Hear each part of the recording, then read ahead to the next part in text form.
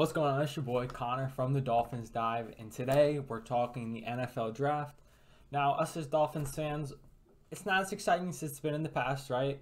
Last year we had 2 first-round picks, the year before 3. This year we have 0 in the first and second round, obviously due to the Tyreek Hill trade, which is very, very nice. So we'll obviously spend our days watching Tyreek Hill highlights, but there's more picks to be had and to be made that will affect this team. So I'm going to go over picks we got, how we can expect them to be used, and the players to look out for. So we only have 4 picks, at least based off what I looked at prior. A 3rd, 4th, and 2 7s. So not a lot of capital. We have a ton of capital next year, though, so moves could be made in this draft, or we could just hold firm on these picks and have a plethora next year. Should be interesting to see how that plays out. So obviously we can go multiple routes. Like I said, we can trade up maybe if a guy slips, or we can just stick and pick with those 4 picks. There's always movement, whether we trade back a pick to get more or trade up. Moves are going to be made. I bet Dolphins will move up and down the board a little bit. Nothing crazy, obviously, because we don't have that much capital, but it happens every year. There's small trades that are made. Now maybe they go on a bigger end kind of deal. I don't necessarily see it. The extent of which I expect to see it is maybe moving up from our 3rd round pick into the late 2nd round, or maybe even early 2nd round, depending if a guy they really like falls. So I'm going to discuss that right now. So obviously the Dolphins really don't have any huge needs. We can add players, but like there's no huge hole. You could argue center, which is a fair argument, and then maybe as well as a linebacker. And then we just need depth in some positions and just added talent. So yeah, I would say those 4 positions. Instances in which I could see us trading up for. The highest I see us trading up for if someone falls would be Tyler Lindenbaum. Maybe he falls into the early 2nd round and they see an opportunity to maybe try and snatch him. Now, a lot of people have him going around the mid-20 range, and that's probably where he'll go. But center's positional value in the draft is fluctuates.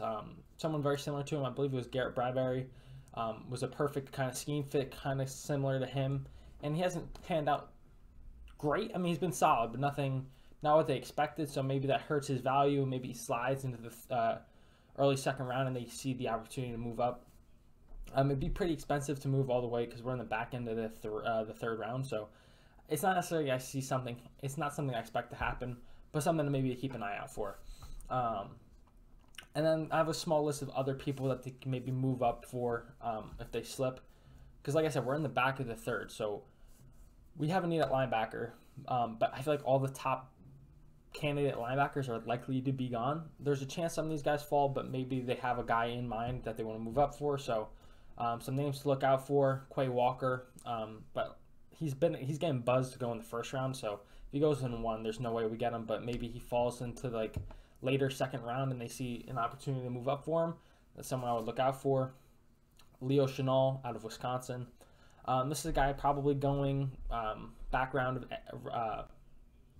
of round 2 maybe. So once again, it's just about who their guy is. We don't fully know, but that's a guy that he would fit the scheme. He's a good player, and if they like him enough, they can maybe go up and get him. I highly doubt he falls to our pick in the 3rd round. This is another guy, Channing Tindall from Georgia. Another guy I don't necessarily see making it to our pick. There's a chance, but if they like him, they'll move up and get him. I watched Brett Coleman's video ranking his linebackers, and just the clips that he was showing of Tindall and how he described them basically as like a human missile where he doesn't necessarily fight blocks, but he'll just blow them up. Remind me a little more of like a more athletic Landon Roberts, because I'm sure you guys have all seen Landon Roberts will just blow a motherfucker up. He'll just run straight through him. So he's got really good juice and burst on his first couple steps too. So he's a fun player to watch, and I think he would fit perfectly with this scheme. I did a mock draft with all my friends where each player had a team, and the Dolphins took Tindall in the 3rd. So if he fell to us, that'd be a home run. 2 other linebackers, they maybe move up if they're scared they're going to get picked. Chad Muma, where I'm blanking where he's from. I'm pretty sure he's from a small school.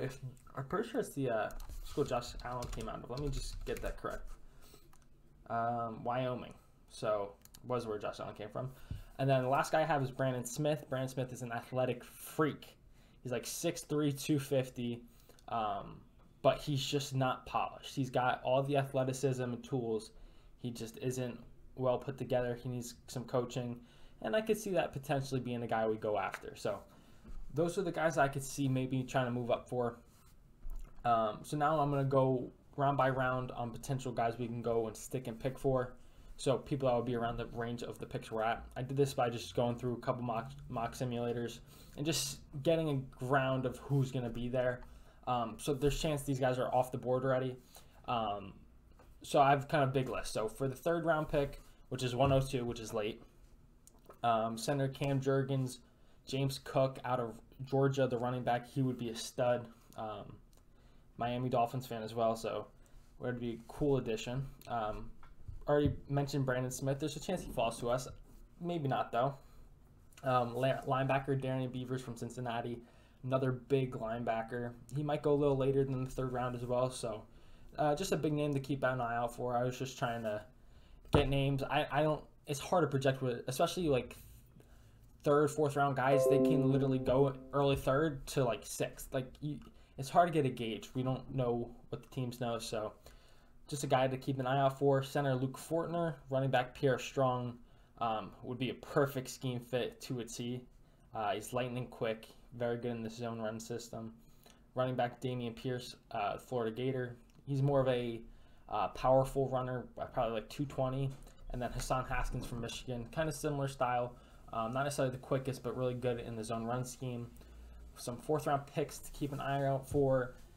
Center Zach, well, not even center. He plays like literally tackle, guard, center. Zach Tom, running back Brian Robinson from Alabama. Kyron Williams from Notre Dame. He ran a really, really slow 40, but he's tremendous in pass protection and catching the ball at the backfield. So he'd be a great 3rd down back, which has an appeal to every NFL team. It's super valuable. Damon Pierce, running back, linebacker Jake Sanborn from Wisconsin. He's more of a, not necessarily high ceiling, but he's a smart guy, very polished, but doesn't have a lot of upside. Linebacker Jesse Luketa from Penn State, I believe. He's very versatile. He can play at the line of scrimmage and he can play off ball. So it's someone that we'd have to properly establish his role for, but maybe we're capable of doing that. Center Donovan West, center Luke Fortner. Again, I have Luke Fortner in the 3rd round as well. So, and then Alec Lindstrom from Boston College, obviously the tie to Coach Matt Applebaum. And for the 7th round, it's really hard to get a gauge. I just threw a couple names up. Edge Christopher Allen, running backs Tyler Allegier, Ty Davis Price, and Keontae Ingram. It's really hard to get a grasp for, especially this. They haven't drafted for this coaching staff yet. I mean, at least offensively, so we don't really know where they're going to be targeting. 7th round picks are tough to gauge, but I would just say I would expect a linebacker drafted, a center drafted, and then probably maybe some edge rushers or just maybe more offensive linemen, because we don't need a single quarterback. Running back, we could add some depth. Receiver, we don't need any. Tight ends, we don't need any. Offensive line-wise, we probably need a center. You could argue a tackle, but there's good competition there. And then defensively, interior defensive line's good. Edge needs some help in terms of depth, but we can maybe sign a vet. Outside linebackers are pretty good, but that kind of falls under edge.